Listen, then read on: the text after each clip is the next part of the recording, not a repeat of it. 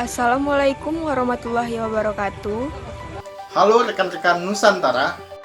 Perkenalkan kami dari bidang pemberdayaan masyarakat Porkompi.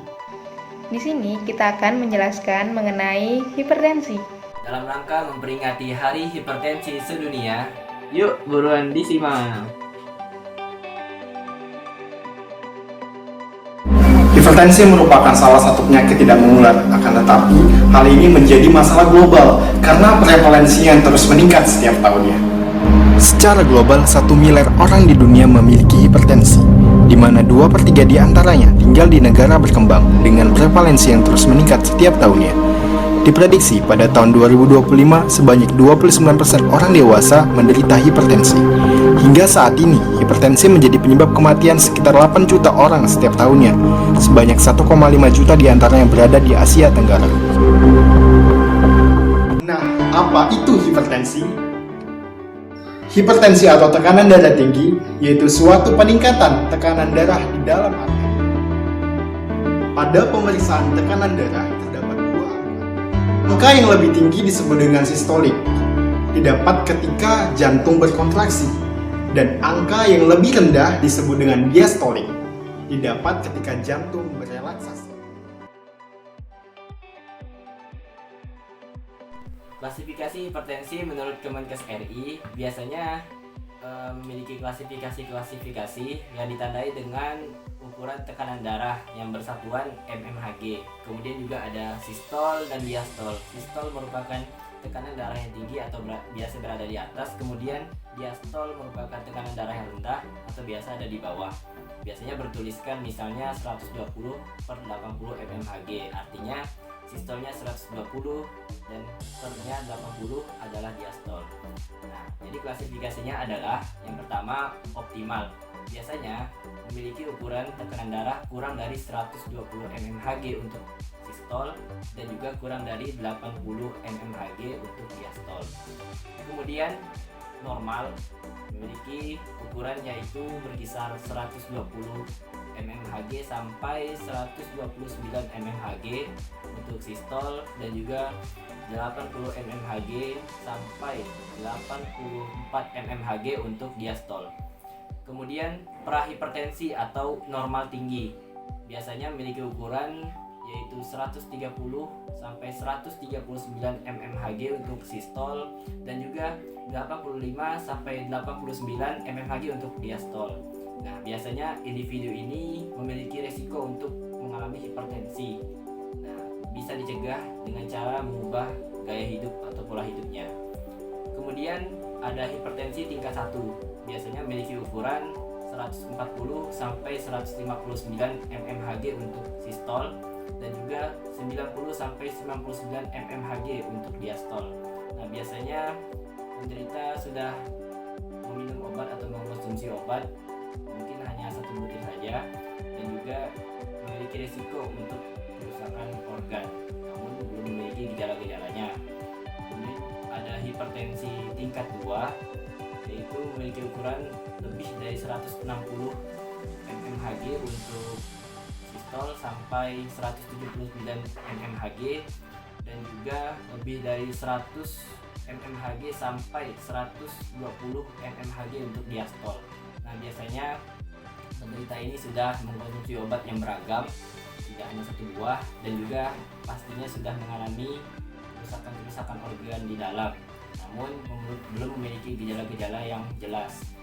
Kemudian hipertensi tingkat 3 atau hipertensi yang sudah krisis. Nah, biasanya memiliki ukuran lebih dari 180 mmHg untuk sistol dan juga 120 mmHg untuk diastol. Nah, biasanya penderita sudah mengalami kerusakan organ yang pastinya dan juga mengkonsumsi obat-obatan dan sudah memiliki gejala-gejala yang jelas seperti nyeri punggung, kemudian sesak nafas, kemudian nyeri di dada dan juga penglitus dan mulai kabut dan lain-lain. Nah, biasanya ini harus segera ditangani dan harus segera pergi ke dokter untuk penanganan lebih lanjut.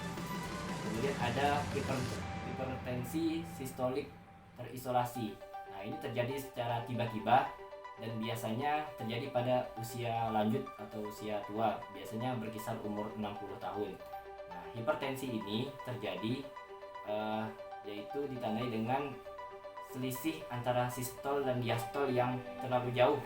Nah, jadi biasanya ditandai dengan ukuran sistol 140 mmHg dan diastolnya kurang dari 90 mmHg.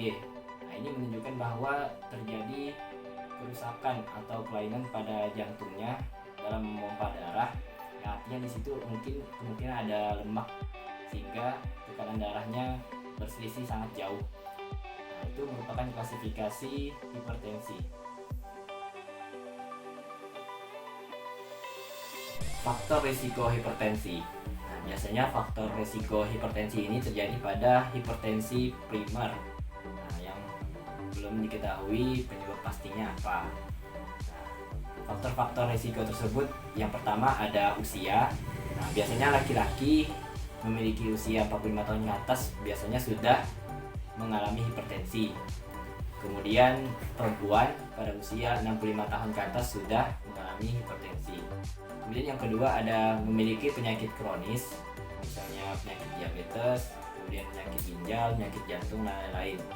Kemudian genetik atau keturunan. Nah, ini biasanya terjadi pada masyarakat bahwa penyakit hipertensi ini keturunan. Nah, memang benar bahwa apabila Anda memiliki keluarga yang terkena hipertensi, maka kemungkinan besar atau memiliki resiko terkena hipertensi juga. Kemudian faktor-faktor lain seperti yang gaya hidup.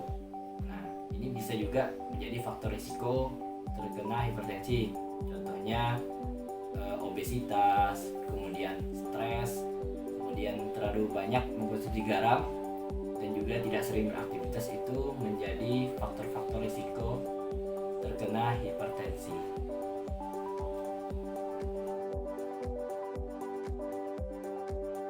Teman pasti sering mendengar mitos tentang hipertensi. Misalnya, jika orang tua saya terkena hipertensi, saya juga pasti akan mengalami hipertensi. Ya, itu benar sekali, faktanya memang hipertensi ini bisa diturunkan dari riwayat keluarga. Namun, kalian dapat mencegahnya dengan menerapkan gaya hidup yang sehat sehingga bisa terhindar dari resiko terkena hipertensi. Kemudian juga yang biasa sering terdengar, saya harus menghindari olahan makanan yang mengandung garam dapur. Ya, memang benar, faktanya menghindari garam atau mengurangi garam juga dapat mencegah terjadinya hipertensi. Namun perlu diperhatikan, bukan hanya garam dapur saja yang perlu kita hindari. Bukan hanya produk-produk garam dapur, namun juga ada garam-garam lain, misalnya dalam saus, dalam kecap, dan lain-lain. Dan juga biasanya sering di makanan cepat saji. Perhatikan labelnya, apakah di situ ada natrium, sodium, dan lain-lain yang mengandung garam. Karena garam bukan hanya garam dapur.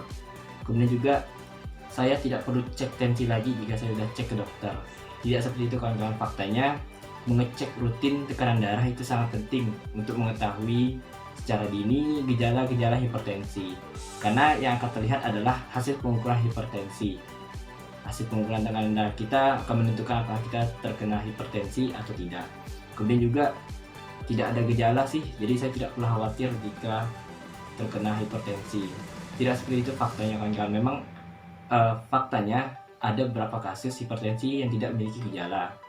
Namun bisa dicegah, kawan-kawan harus sering mengecek rutin tekanan darah kawan-kawan. Jadi bukan berarti tidak memiliki gejala akan aman dari hipertensi. Tentunya bahaya hipertensi selalu menunggu kita. Ini juga meminum alkohol itu baik untuk jantung. Oh, faktanya tidak seperti itu kawan-kawan.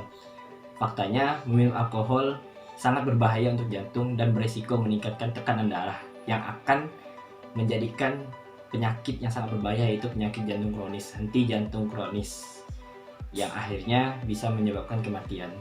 Dan juga yang terakhir yang sering kita dengar adalah saya tidak perlu meminum obat kalau jika saya sudah sembuh, tidak mengalami gejala. Oh, itu salah kawan-kawan.